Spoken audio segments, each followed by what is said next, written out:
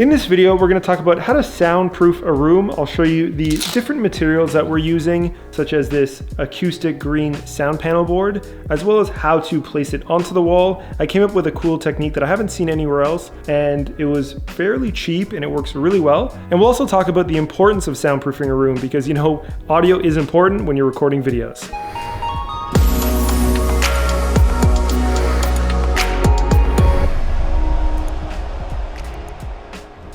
Since our last studio update, we have patched all the drywall in the whole studio. We've built this entire new wall to make this room a lot larger. And we've also retrofitted the lights here to LED, so daylight balanced LED lights. Those are a lot brighter, way more efficient. There's no flicker, no heat, so much better than the ugly fluorescent tungsten lights that were in the studio before. We've sealed the windows. We'll probably put a backdrop system there. And if you remember from the last video, that creepy door, so that's been sealed as well. So in this room, since we've expanded it, made it a little larger, we're gonna store gear in this area.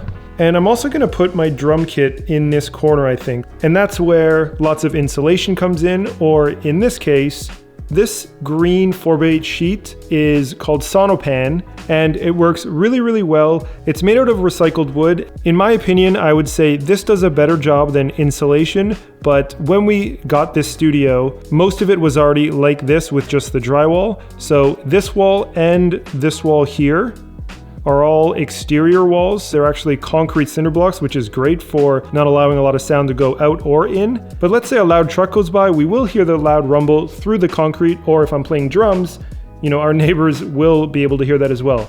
So for more than one reason, we do want to soundproof this area. And since that was already done, I'm just gonna leave it as insulation, the metal studs, and then the drywall. That will do a pretty good job in front of the concrete cinder blocks. However, in this area, since it doesn't have the studs or the insulation, I'm gonna use the acoustic panels instead. Now, since this material is pretty soft, you know, you can pick it apart with your hands, you can't just put a regular screw through, otherwise it'll go all the way through and it won't really hold the material up to the wall. It doesn't weigh too much, I think it's like 26 pounds per one, but it's still enough that you can't use just a regular screw. So online, people talk about using a screw and a metal washer, and then you put the screw through, and that will work well. But when I was shopping at Home Depot, the washers were pretty expensive, and you know, I'm gonna need a few hundred of them. And then I realized that roofing screws come with these green caps. So what we did is we bought a whole box of those, and I just removed the plastic caps and then bought 2-inch drywall screws, and I'm putting those through it.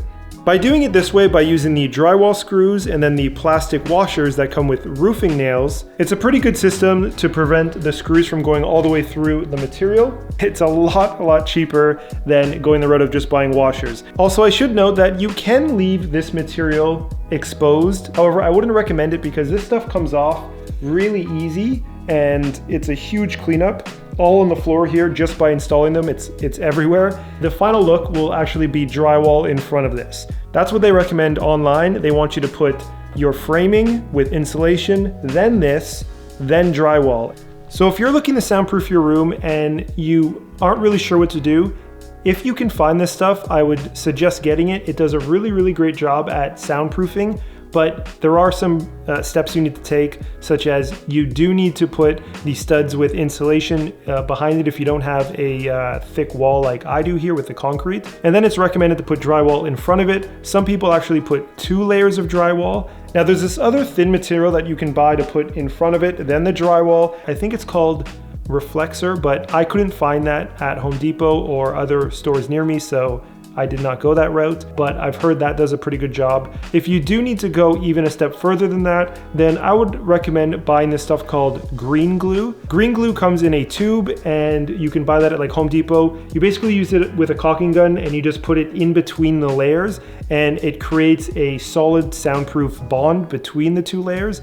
And apparently that works well with the Sonopan green panel boards and drywall. The Sonopan acoustic board is pretty easy to cut and work with. If you have a very sharp utility knife, X-Acto blade, it should make it all the way through, but mine was pretty dull, so I wasn't able to do that. It was chipping it away. I'm using just a circular saw, and it's making a huge mess. So every single time I make a cut, I have the shop vac to clean it all up. If you have access to, I believe it's called a track saw, where you can attach a shop vac to it to collect the dust.